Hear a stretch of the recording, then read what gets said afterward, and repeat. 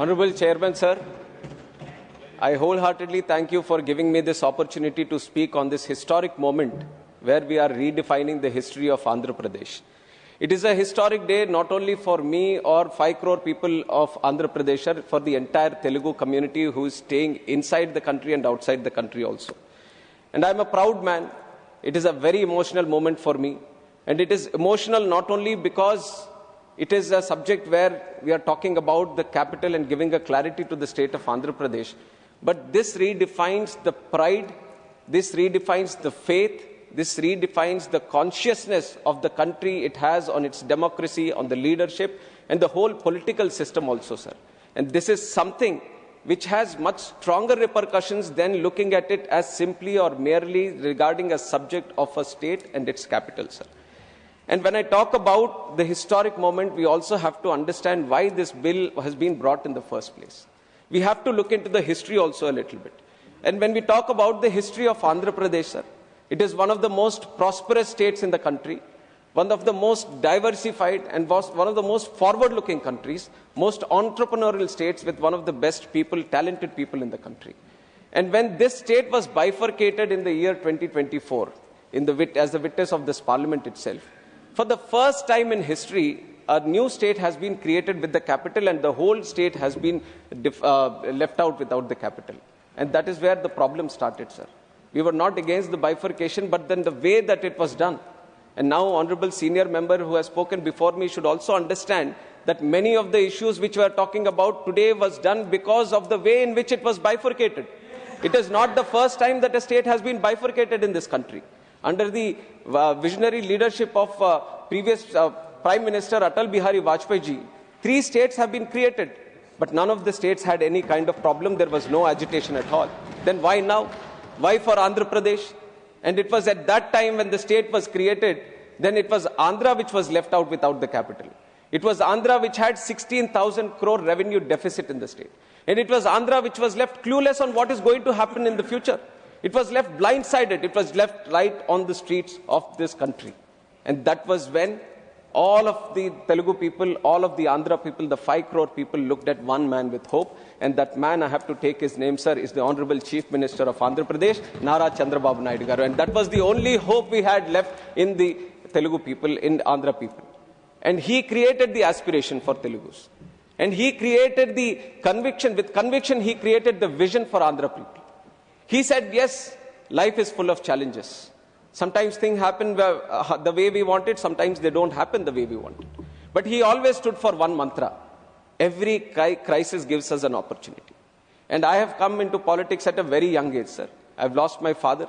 And after that, to carry his legacy, I have come into politics. And I have been a disciple of Chandrababu Naidu garu. And I've been this is my 3rd term as Member of Parliament. And for the last 10 years in Lok Sabha, I know how much I have read each and every single word of this AP Reorganization Act, sir.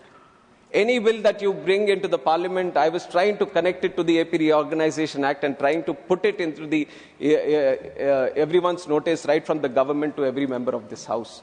And that is why it is a moment of pride for me also that a special bill has been brought in where the efforts of Andhra people, especially the farmers and the women of Amaravati, are being recognized here today. And when it comes to the Amaravati capital, like I said, there was no capital for us. And when we had to choose on what the capital is going to be, that was when, with the vision of our Honorable Chief Minister, then Nara Chandrababu Naidu garu, he, in a very due consultation process, in a democratic process, with the recommendations of a special committee that has been put in the assembly itself, in the discussion with all the parties who were present in that house, including YSR Congress Party and its leader, and all the other parties that were present, it was unanimously decided that Amaravati is going to be the capital, and this was in 2024 itself. In 2024 September itself, the Assembly passed a resolution that this is going to be the capital. And one of the 2014 itself. And one of the advantages that it was thought to be as a capital, it was right on the banks of Krishna River, sir. You look at all the capitals, ancient civilizations, and even today, one of the strongest capitals across the world have been built on, civilizations have been built on these grand rivers, sir. And one of the most significant rivers that we have in the country is River Krishna.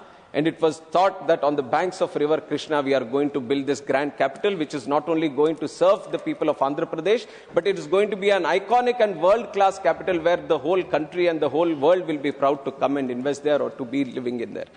And once that was sought, sir, the Amaravati capital, like I've said, very historic capital, Satavahanas, 2000 years ago, they had the capital there. It was a Buddhist spiritual center also. And then it was equidistant from all corners of the state. And so that there was a unanimous support from everyone that this is going to be the most ideal capital locations for the state itself. And once that was decided, the foundation stone for the capital was done. On Vijay Dashmi, very auspicious Dasara day, Honorable Prime Minister has been invited, and he has graciously come, and with his hands only he has laid the foundation stone for this Amaravati at that time. And with the spirit that the whole parliament is with the construction of the Amaravati, the whole parliament and the whole government is there with this support to promote Amaravati. It was with that intention, Honorable Prime Minister has also offered his support. And with the whole consensus, we have started building, sir. When we have started building, step by step, brick by brick, building by building, we have started building this Amaravati. But then, at the same time, there was a grand vision which was formed by one particular leader to destroy Amaravati on the other hand, sir.